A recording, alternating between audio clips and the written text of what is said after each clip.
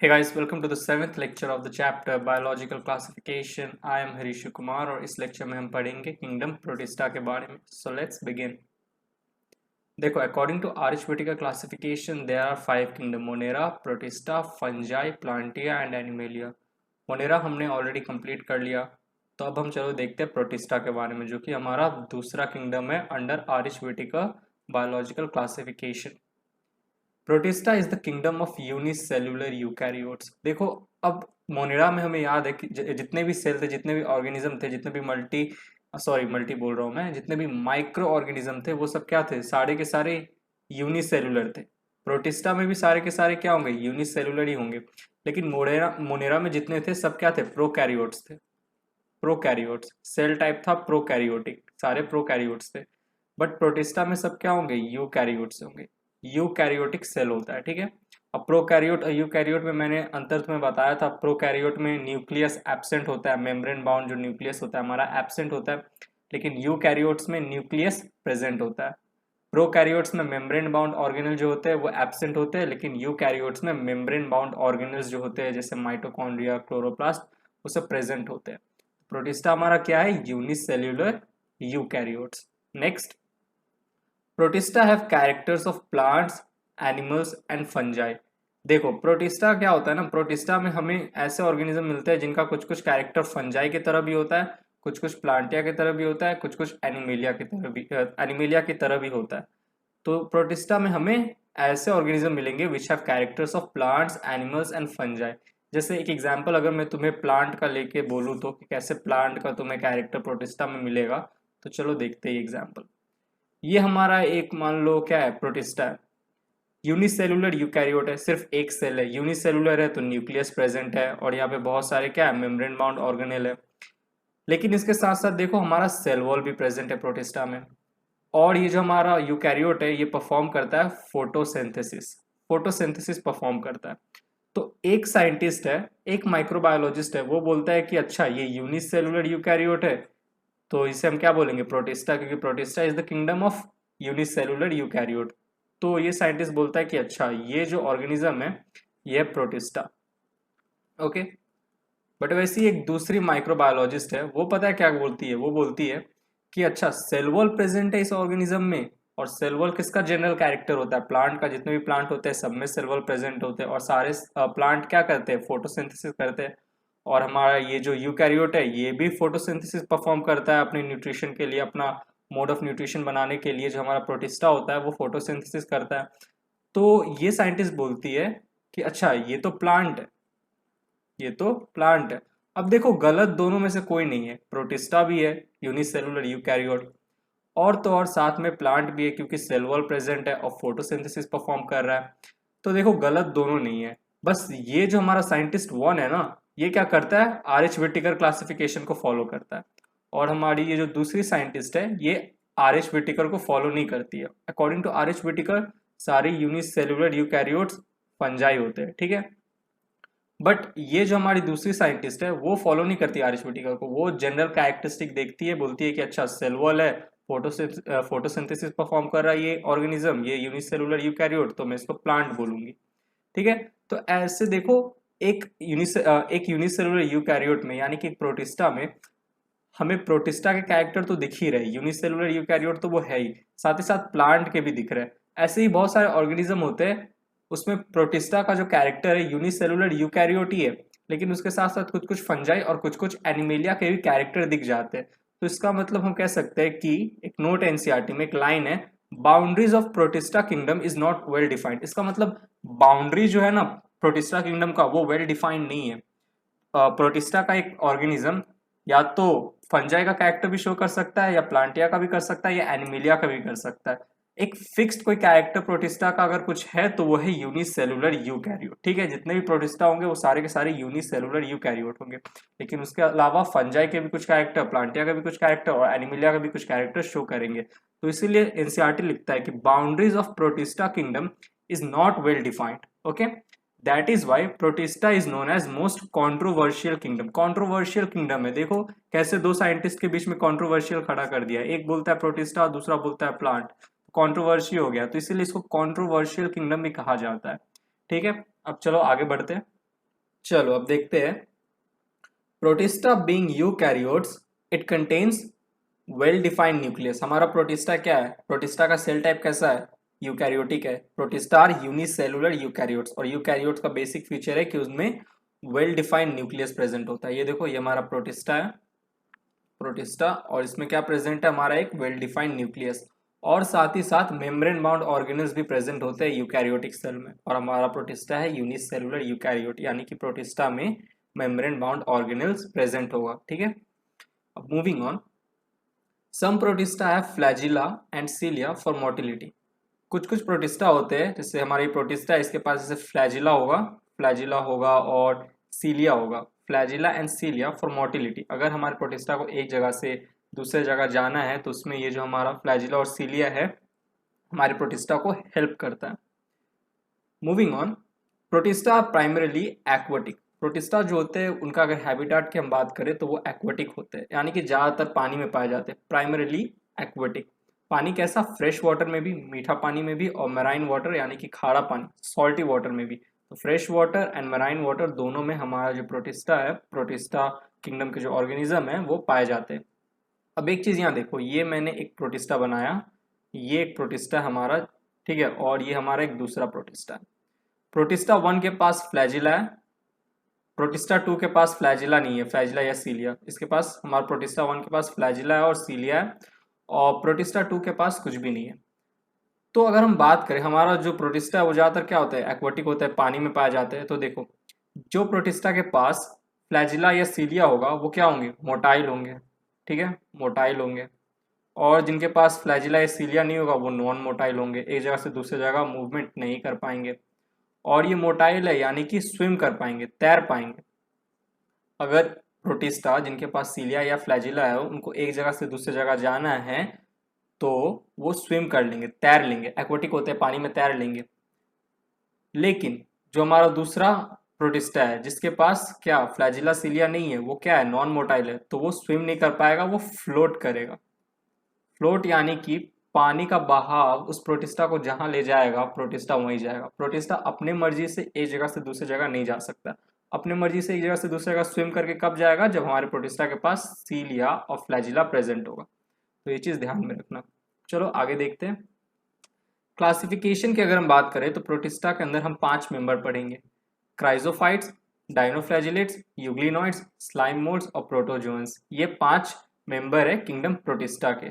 Okay, cell wall की बात करें तो क्राइजोफाइट्स में सेल वॉल प्रेजेंट होगा, डायनोफ्लैजिलेट्स में सेल वॉल प्रेजेंट होगा, लेकिन यूग्लिनॉइड्स, स्लाइम मोल्ड्स और प्रोटोजोन्स में हमारा जो सेल वॉल होता है वो होता है एब्सेंट। सेल वॉल जो है वो होगा एब्सेंट, इनमें यूग्लिनॉइड, स्लाइम मोल्ड और प्रोटोजोन्स में। अब एक चीज देखो यहाँ पे, सेल वॉल अगर प्रेजेंट है सेल्यूलोजिक होगा, cellulosic if cell wall is present. तो क्राइजोफाइट्स और डायनोफ्लैजिलेट में सिर्फ क्या है? सेल वॉल प्रेजेंट है। और ये सेल वॉल कैसा होगा? सेल्यूलोजिक होगा, यानी कि सेल्यूलोज का बना होगा। ठीक है, तो ये चीज भी ध्यान में रखना। अब एक चीज देखो, मैं यहाँ पे लिख रहा हूँ प्रोटिस्टा। Okay, protista. अब मैंने क्या कहा था? प्रोटिस्टा के अंदर कैरेक्टर की अगर हम बात करें, कैरेक्टर की अगर हम बात करें तो हमें प्रोटिस्टा के अंदर प्लांट का कैरेक्टर भी दिखता है, राइट, एनिमल का कैरेक्टर भी दिखता है, राइट, और फंजाई का कैरेक्टर भी दिखता है। इसीलिए हम कहते हैं कि हमारा जो प्रोटिस्टा है इसका कोई बाउंड्री डिफाइंड नहीं है, कोई बाउंड्री नहीं होता है, क्योंकि प्रोटिस्टा के अंदर जो कि हमारे यूनिसेलुलर यूकैरियोट्स है उनके अंदर प्लांट का और एनिमल का और फंजाई का भी कैरेक्टर दिखाई देता है। प्लांट का कैसे दिखाई देता है? प्लांट का इसलिए दिखाई देता है क्योंकि प्लांट का एक जनरल कैरेक्टर है कि उनमें सेल वॉल प्रेजेंट होंगे, और प्रोटिस्टा के कुछ कुछ मेंबर में जैसे क्राइजोफाइट्स में और डायनोफ्लैजिलेट्स में क्या होता है? सेल वॉल प्रेजेंट होता है। तो प्लांट का कैरेक्टर भी प्रोटिस्टा में दिख रहा है। बात करें एनिमल की तो देखो, यूग्लिनॉइड, स्लाइम मोल्ड्स और प्रोटोजोन्स, इनमें क्या होते हैं? सेल वॉल एब्सेंट होते हैं। और हमें पता है एनिमल किंगडम का एक बहुत ही जनरल कैरेक्टर है, जितने भी एनिमल है सबका एक जनरल कैरेक्टर है कि उनका सेल वॉल जो होता है वो एब्सेंट होता है, यानी कि एनिमल का कैरेक्टर भी दिख रहा है। प्लांट का कैसे दिख रहा है? सेल वॉल जो है प्रेजेंट है। ओके, एनिमल का कैसे दिख रहा है? सेल वॉल जो है कुछ कुछ प्रोटिस्टा में एब्सेंट है, राइट। अब फंजाई की बात करें, फंजाई का कैरेक्टर कैसे प्रोटिस्टा में दिख रहा है ये मैं भी थोड़ी देर में तुम्हें बोलूंगा। ठीक है, रुको।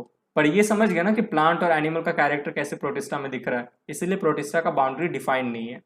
फंजाई का भी मैं थोड़ी देर में बता रहा हूँ। चलो आगे बढ़ते हैं, मोड ऑफ न्यूट्रिशन देखते हैं अब हम कि जो प्रोटिस्टा है वो अपना न्यूट्रिशन कैसे बनाता है या कैसे लेता है। ऑटोट्रॉप की बात करें तो ऑटोट्रॉपिक प्रोटिस्टा वो होते हैं जो अपना न्यूट्रिशन खुद से बनाते हैं, ठीक है, किसी दूसरे ऑर्गेनिज्म पे डिपेंड नहीं होते, अपना खाना खुद बनाएंगे। कैसे बनाएंगे? फोटोसिंथेसिस करेंगे, फोटोसिंथेसिस करेंगे। अब एक चीज तुम्हें ध्यान में होगा कि ऑटोट्रॉपिक मोड ऑफ न्यूट्रिशन दो तरह का होता है, एक होता है कीमोसिंथेसिस, कीमोसिंथेसिस, और एक होता है हमारा फोटोसिंथेसिस।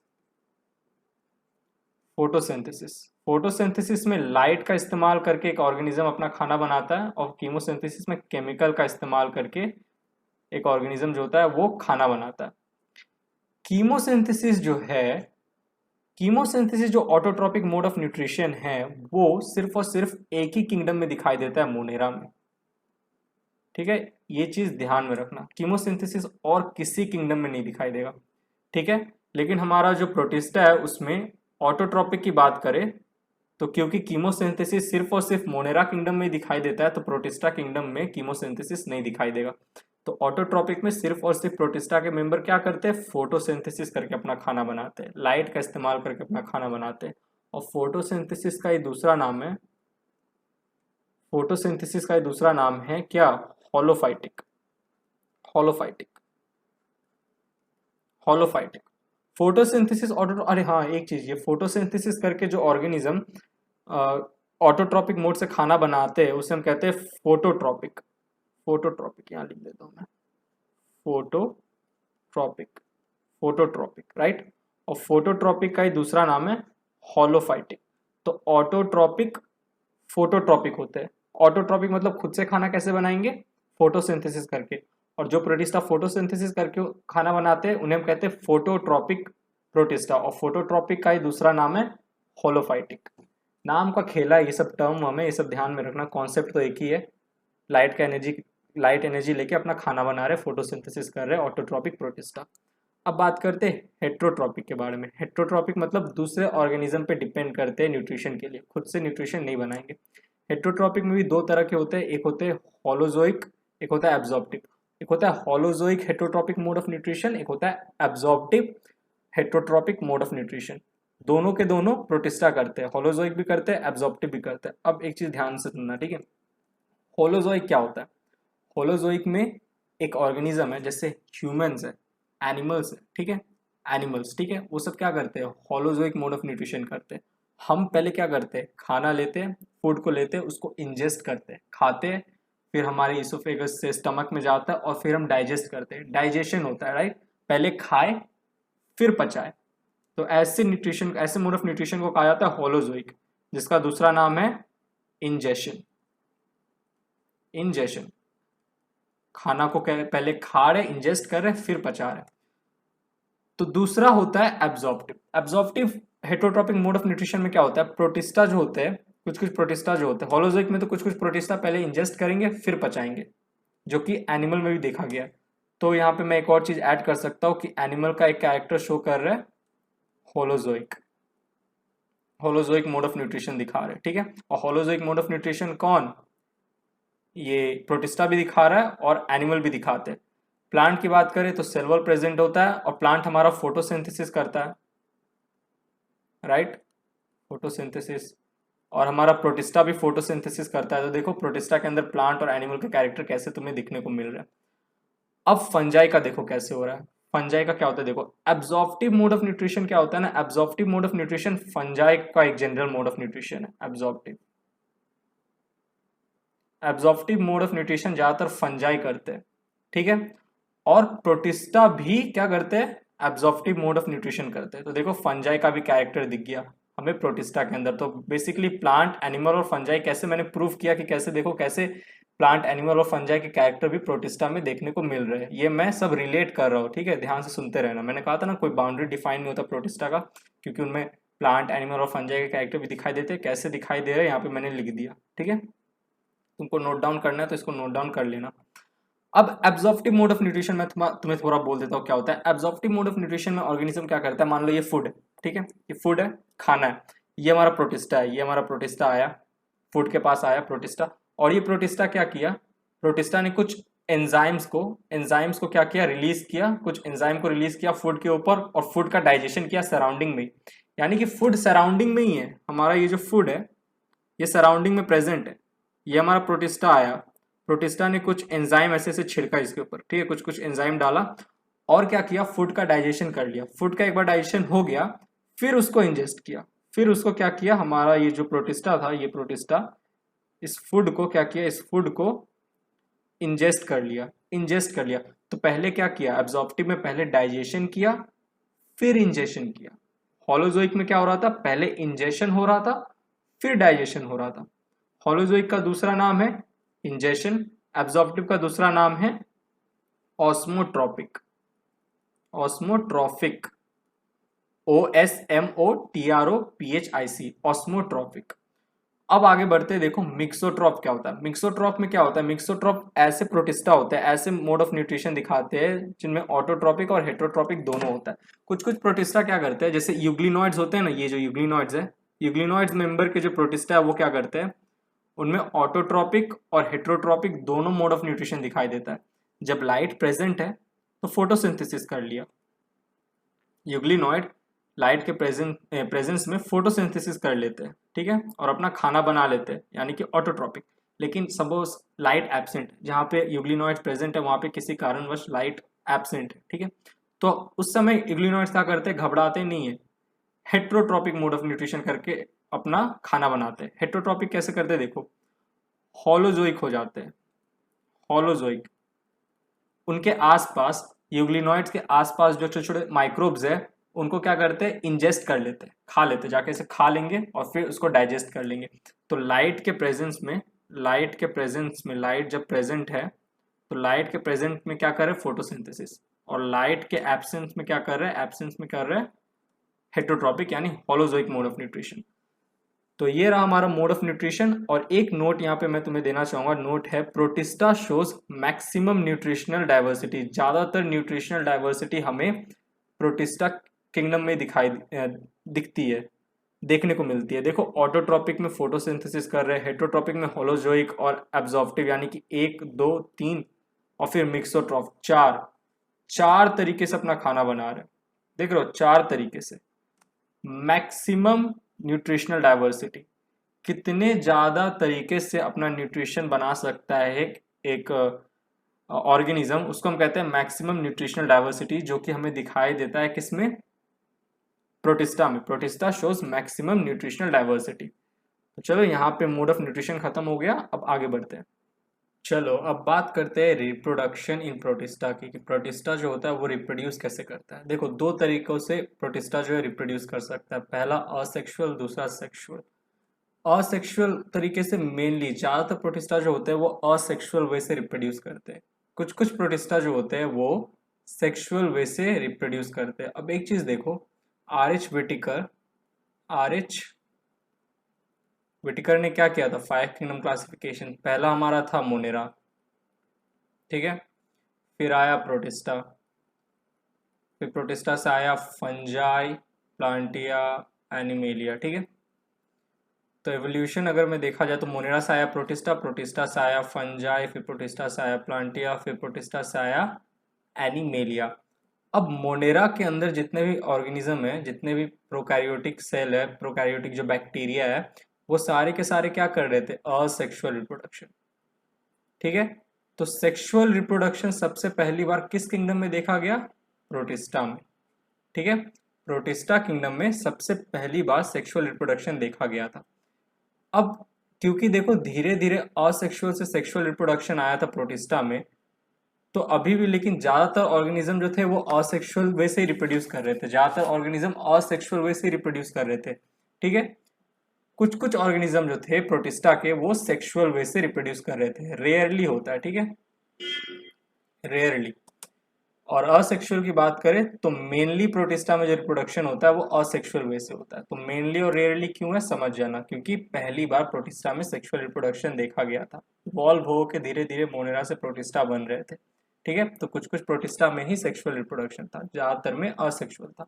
असेक्सुअल फर्दर दो तरीके के होते हैं, दो तरीके से असेक्सुअली हमारा प्रोटिस्टा रिप्रोड्यूस करता है। कैसे देखो, पहला बाय बाइनरी फ्यूजन, दूसरा बाय स्पोर फॉर्मेशन, ठीक है। और सेक्सुअल की बात करें तो by self fusion and zygote formation. Sexual से कैसे करेगा, सेल्फ फ्यूजन से और जाइगोट फॉर्मेशन से। और असेक्सुअल में बाय बाइनरी फ्यूजन और स्पोर फॉर्मेशन। तो चलो पहले बाइनरी फ्यूजन को देखते हैं, फिर स्पोर फॉर्मेशन और फिर सेक्सुअल रिप्रोडक्शन को देखेंगे। तो बाइनरी फ्यूजन में ये देखो, ये हमारा एक प्रोटिस्टा है, प्रोटिस्टा, ठीक है, यूनिसेलुलर है, यूनिसेलुलर यूकैरियोट। इसमें क्या होता है, इस प्रोटिस्टा में देखो पहले न्यूक्लियस डिवाइड करता है। हमारा प्रोटिस्टा यूकैरियोट है तो न्यूक्लियस प्रेजेंट होगा, ट्रू न्यूक्लियस प्रेजेंट होगा, ठीक है। और इसके अंदर हमारा जेनेटिक मटेरियल प्रेजेंट होगा प्रोटिस्टा का। तो पहले न्यूक्लियस डिवाइड करेगा। न्यूक्लियस जब डिवाइड करता है तो उस प्रोसेस को हम कहते हैं कैरियोकाइनेसिस। तो पहले प्रोटिस्टा के अंदर कैरियोकाइनेसिस हुआ, ठीक है, एक प्रोटिस्टा था, न्यूक्लियस डिवाइड किया, और फिर साइटोकाइनेसिस हुआ, जो साइटोप्लाज्म है हमारा, साइटोप्लाज्म वो डिवाइड किया। तो देखो एक प्रोटिस्टा से दो प्रोटिस्टा मिल गए हम लोग को, एक प्रोटिस्टा से दो प्रोटिस्टा। तो बाइनरी फ्यूजन से देखो कैसे रिप्रोड्यूस किया है, ठीक है। अब बात करते हैं स्पोर फॉर्मेशन। स्पोर फॉर्मेशन से कैसे होता है, देखो बाइनरी फ्यूजन प्रोटिस्टा कब रिप्रोड्यूस करता है, जब फेवरेबल कंडीशन होता है, फेवरेबल कंडीशन, ओके। यानी कि ऐसा कंडीशन जिसमें प्रोटिस्टा मस्त बिंदास एकदम चिल होके पड़ा हुआ है और बाइनरी फ्यूजन कर रहा है, ठीक है, रिप्रोड्यूस कर रहा है। स्पोर फॉर्मेशन क्या होता है, जब कोई अनफेवरेबल कंडीशन आता है, अनफेवरेबल कंडीशन यानी ऐसा कंडीशन जिसमें हमारा जो प्रोटिस्टा है वो आराम से सरवाइव नहीं कर पा रहा है, सरवाइव करने में दिक्कत हो रहा है, तब जाके हमारा प्रोटिस्टा क्या करता है, स्पोर फॉर्म करता है। तो देखो पहला क्राइटेरिया स्पोर फॉर्मेशन का क्या है, अनफेवरेबल कंडीशन से बचना, ठीक है। लेकिन इसी अनफेवरेबल कंडीशन से बचते बचते हमारा जो प्रोटिस्टा होता है वो असेक्सुअली रिप्रोड्यूस भी कर देता है। कैसे, अभी हम थोड़ी देर में देखेंगे। बट मेन जो हमारा एम था प्रोटिस्टा का स्पोर फॉर्म करने का, वो था अनफेवरेबल कंडीशन से बचना, दूसरा था रिप्रोड्यूस करना, ठीक है। पहला था अनफेवरेबल कंडीशन से बचना और दूसरा था रिप्रोडक्शन करना, ओके। अब स्पोर फॉर्मेशन में देखो, स्पोर फॉर्मेशन जो होता है वो ज्यादातर जो हमारा प्रोटिस्टा का मैंने 5 मेंबर बोला था, ठीक है, एक उसमें से था स्लाइम मोल्ड, या लिख देता हूं स्लाइम मोल्ड। तो स्लाइम मोल्ड जो हमारा मेंबर है ना प्रोटिस्टा का, उसमें सबसे ज्यादा जो रिप्रोडक्शन होता है वो होता है असेक्सुअल स्पोर फॉर्मेशन से, ठीक है। असेक्सुअली हमारा जो स्लाइम मोल्ड है प्रोटिस्टा किंगडम का जो एक मेंबर है स्लाइम मोल्ड, वो ज्यादातर स्पोर फॉर्मेशन से ही रिप्रोड्यूस करता है, ठीक है। अब देखो कैसे स्पोर फॉर्मेशन से रिप्रोड्यूस करता है, देखो इसको मैं जूम करता हूँ, एक मिनट रुको। हाँ अब देखो, अब दिख रहा होगा, एक मिनट रुको।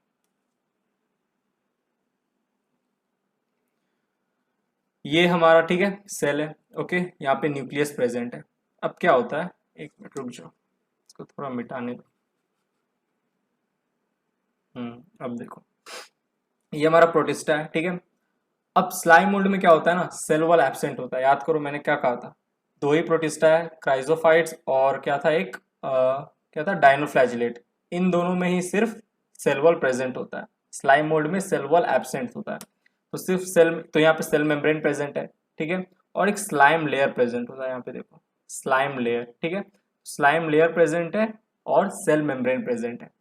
अब क्या होता है स्लाइम मोल्ड में, देखो ये हमारा जो प्रोटिस्टा है क्या करेगा, एक आउटग्रोथ होता है, यहाँ पे देखो सेल में एक आउटग्रोथ हुआ है, प्रोटिस्टा में एक आउटग्रोथ हुआ है यहाँ पे। और आउटग्रोथ में क्या होता है, आउटग्रोथ जहाँ पे आउटग्रोथ हुआ वहां पे स्वेलिंग होता है, वो जगह फूल जाता है, देखो फूल गया, ठीक है, फूल गया। और फिर क्या होता है, ये जो न्यूक्लियस यहाँ पे था हमारा वो ऊपर चला जाता है, ऊपर चला जाता है कहाँ पे, जो आउटग्रोथ होके जो ऊपर का जो स्वेलिंग फूल गया था पार्ट वहां पे चला जाता है।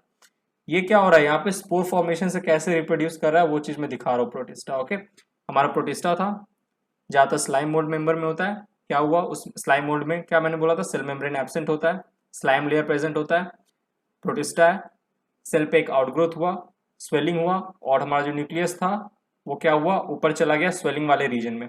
अब यहाँ पे क्या हो रहा है, देखो यहाँ पे हो रहा है फ्री न्यूक्लियस डिवीजन। अब यहाँ पे धराधर कैरियोकाइनेसिस होगा इस न्यूक्लियस में, साइटोकाइनेसिस नहीं होगा, सिर्फ कैरियोकाइनेसिस होगा। और एक न्यूक्लियस से दो न्यूक्लियस बनेगा, दो से चार, चार से आठ, आठ से फिर जाके जो बाकी का होता है 32 64 वो बनता रहता है, ठीक है।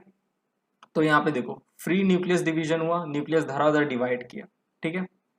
अब फिर क्या हुआ, जितने भी न्यूक्लियस थे ना उसके आसपास देखो ऐसे साइटोप्लाज्म बन गया, साइटोप्लाज्म साइटोप्लाज्म आके अक्यूमुलेट हो गया और एक एक एक पूरा ये मदर सेल है हमारा, मदर सेल, उसके अंदर देखो बहुत सारे छोटे छोटे सेल बन गए, ठीक है, छोटे छोटे सेल बन गए। इस प्रोसेस को कहते हैं compartmentalisation, accumulation of cytoplasm around the nucleus inside the mother cell। मैं फिर बोल रहा हूँ, accumulation of cytoplasm around the nucleus inside the mother cell। देखो कंपार्टमेंटलाइजेशन हुआ, एक बड़े मदर सेल के अंदर बहुत सारे छोटे छोटे सेल बन गए, ठीक है। अब अगला प्रोसेस क्या होता है स्पोर फॉर्मेशन में, देखो ये हमारा मदर सेल है। अब क्या हो रहा है, अब यहाँ पे देखो हमारा जो छोटे छोटे सेल बने थे बहुत सारे, उसके आसपास यहाँ पे देखो क्या हो रहा है, ट्रू वॉल बन रहा है, एक थिक लेयर बन रहा है, सेल वॉल बन रहा है, ठीक है। अब देखो सेल वॉल बन गया और ये जो सेल है हमारा जिसके अंदर ये सब कुछ छोटे छोटे सेल बन रहा है, ठीक है, क्या उनको क्या कहते हैं, उनको कहते हैं मदर सेल, ठीक है। और उसी का दूसरा नाम है स्पोरेंजियम, क्योंकि ये जो मदर सेल है ये स्पोर बना रही है, ये जो छोटे छोटे बहुत सारे यहाँ पे जो हमारा जो कंपार्टमेंटलाइजेशन हुआ, साइटोप्लाज्म एक्यूमुलेट हुआ और एक एक सेल बना, उसके आसपास फिर थिक वॉल बन गया, ये देखो थिक वॉल बन गया। ये जो मदर सेल है ये फट जाता है, बर्स्ट करता है, फटता है और उसमें से बहुत सारे स्पोर निकल जाते हैं। मैंने यहाँ पे सिर्फ एक निकाल के दिखाया है, जितने भी है सबके सब बाहर निकल जाएंगे, ठीक है, जितना भी होगा मदर सेल के अंदर वो सारे स्पोर बाहर निकल जाएंगे। तो इसको स्पोरेंजियम क्यों कहा गया इस मदर सेल को, क्योंकि ये स्पोर बनाता है, ठीक है। और इसको फ्रूटिंग बॉडी भी कहा गया। फ्रूटिंग बॉडी मतलब क्या, देखो जैसे कोई फ्रूट होता है, ठीक है, कोई फ्रूट हुआ, ठीक है, एग्जाम्पल देखिए मैं समझा रहा हूँ, जैसे एक फ्रूट हुआ, ठीक है, फ्रूट हम खाते हैं, उसके अंदर बहुत बहुत सारा बीज होता है, सीड होता है, उस सीड को हम फेंक देते हैं। अब वो सीड क्या होता है, वो सीड वापस से जाके पूरा का पूरा एक बड़ा पेड़ बनाता है और पेड़ से फिर और भी बहुत सारे फ्रूट्स होते हैं। तो वैसे इसी तरीके का एक हरकत करता है हमारा ये मदर सेल। मदर सेल भी क्या है, एक मदर सेल है, मदर सेल बर्स्ट किया, उसके अंदर से सारे स्पोर निकले। अब ये जितने भी स्पोर थे वो आगे जाके एक फिर से एक क्या बनेंगे, प्रोटिस्टा बनेंगे, अडल्ट बन जाएंगे। तो इसलिए फ्रूटिंग बॉडी कहा गया है, ठीक है। बस इसे अब ऐसा नहीं कि ये फ्रूट बना रहा है, नहीं फ्रूट नहीं बना रहा, फ्रूट एंजियोस्पर्म में बनता है, याद रखना। पर यहाँ पे हम प्रोटिस्टा किंगडम पढ़ रहे, ठीक है। तो फ्रूट ऐसा देखा गया, इसमें ऐसा प्रोसेस होता है कि हमारा जो मदर सेल है ऐसे रहता है, फटता है, उसके अंदर से सारे स्पोर बाहर निकलते हैं, ठीक है। तो इसलिए इसको फ्रूटिंग बॉडी कहा गया है, एक बस नाम दिया गया। ये फ्रूट वूट कुछ नहीं बना रहा है, ऐसा मत बोल देना कि यहाँ पे ये फ्रूट बन रहा है, फ्रूट नहीं बन रहा, ठीक है। बस ऐसा ये हरकत कर रहा है, इसलिए इसको फ्रूटिंग बॉडी कहा गया इस मदर सेल को। तो मदर सेल का एक नाम हो गया स्पोरेंजियम और फ्रूटिंग बॉडी। अब क्या हुआ, अब इसके अंदर से बहुत सारा स्पोर निकला, ठीक है। अब देखो जितने भी स्पोर होते हैं उन सबके पास ट्रू वॉल है, थिक वॉल है। और मैंने क्या कहा था, ये जो हमारा स्पोर फॉर्मेशन होता है वो अनफेवरेबल कंडीशन से बचने के लिए होता है।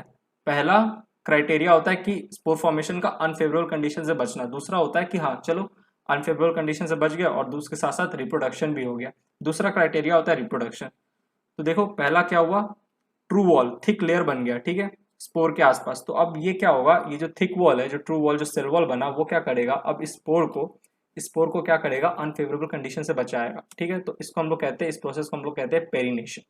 क्या होता है पेरिनेशन, पेरिनेशन में क्या हो गया, ये जो हमारा स्पोर है, स्पोर का फॉर्मेशन हुआ और ऑर्गेनिज्म खुद को क्या अनफेवरेबल कंडीशन से बचा रहा है और फिर रिप्रोड्यूस कर रहा है।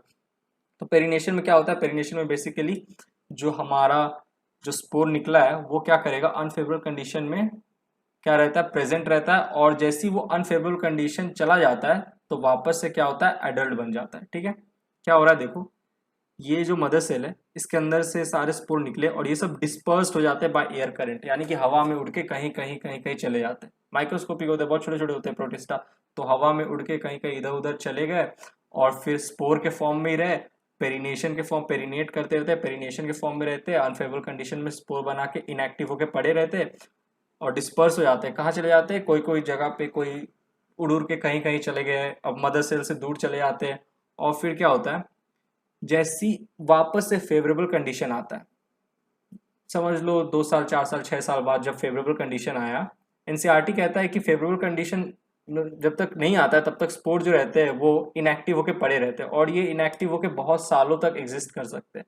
जैसी फेवरेबल कंडीशन आता है तो हमारा जो ये स्पोर है क्या करता है, उसका सेल वॉल डिसॉल्व हो जाता है, सेल वॉल डिसॉल्व हो जाता है और फिर एक एडल्ट प्रोटिस्टा बन जाता है, एक एडल्ट स्लाइम मोल्ड बन जाता है, क्योंकि ज्यादातर स्पोर फॉर्मेशन स्लाइम मोल्ड में दिखा गया है, तो तुम इसको स्लाइम मोल्ड का एग्जांपल से समझ सकते हो। ये हमारा स्लाइम मोल्ड था, मैं वापस एक बार रिपीट कर देता हूँ।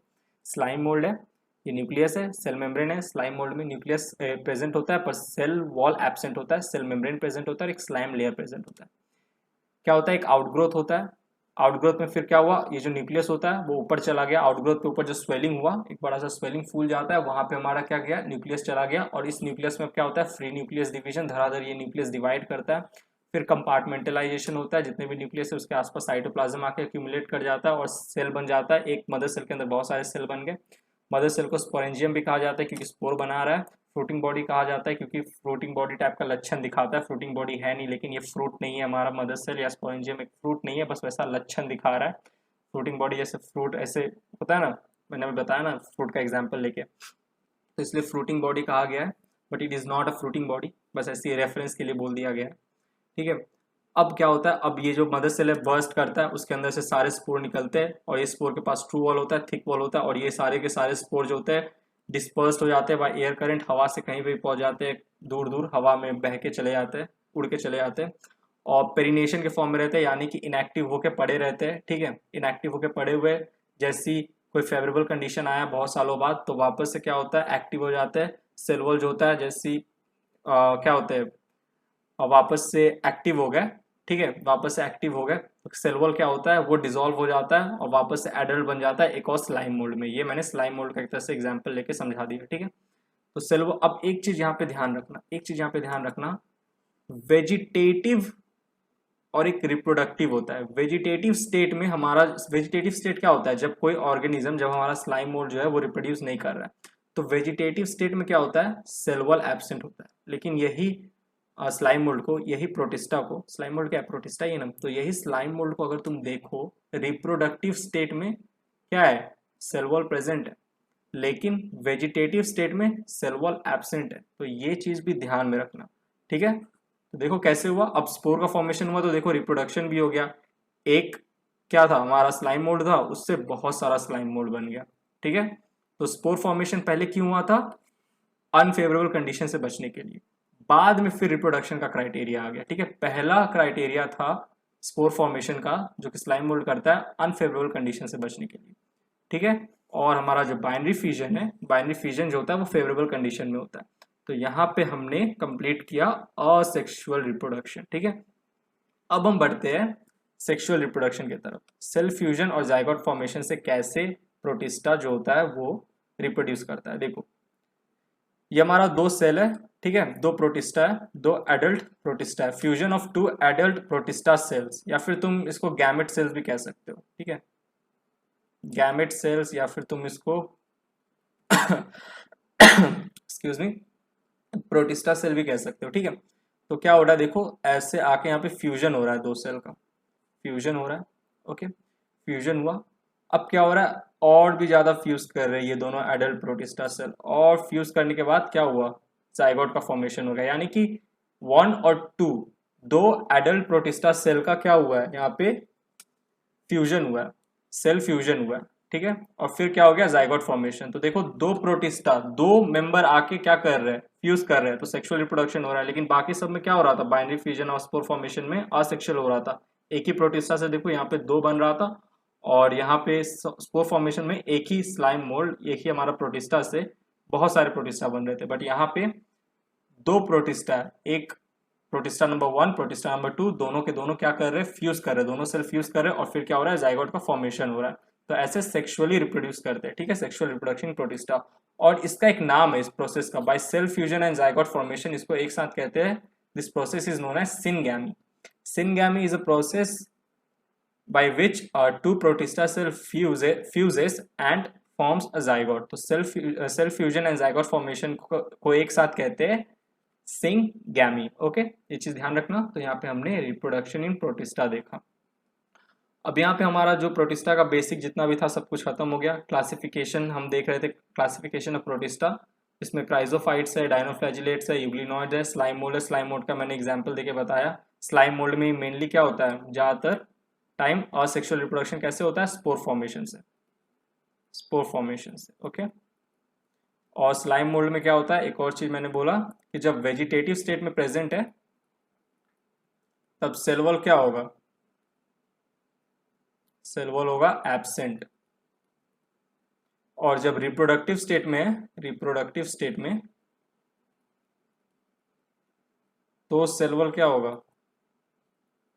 प्रेजेंट। ओके, बट जनरली देखा जाए वेजिटेटिव स्टेट में तो सेल वॉल क्या होता है, एब्सेंट ही होता है। प्रोटोजोएंस में भी सेल वॉल एब्सेंट होता है, यूग्लिनॉइड में भी सेल वॉल एब्सेंट होता है, और हमारा डायनोफ्लैजिलेट में प्रेजेंट होगा, और क्राइजोफाइट्स में भी प्रेजेंट होगा। और जिनमें जिनमें प्रेजेंट होगा, मैंने क्या कहा था, एक मिनट रुको, हड़बड़ी में बना रहा, हाँ अब देखो, हाँ जिनमें जिनमें प्रेजेंट होगा क्राइजोफाइट्स और डायनोफ्लैजिलेट्स में, उसमें सेल वॉल जो होगा सेल्यूलोजिक सेल वॉल होगा, यानी सेल्यूलोज का बना होगा। ओके, तो यहाँ पे हम लोग बेसिक प्रोटिस्टा के बारे में पढ़ लिए, यहाँ पे लेक्चर खत्म होता है। क्राइजोफाइट्स नेक्स्ट लेक्चर में हम जो प्रोटिस्टा का सबसे पहला मेंबर है क्राइजोफाइट्स, उसके बारे में पढ़ेंगे।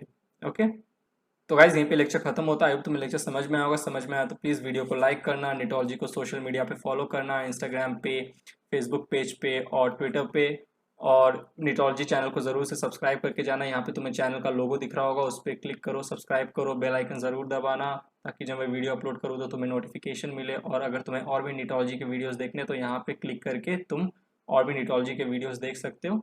नेक्स्ट लेक्चर मिलते हैं, bye, thank you, take care.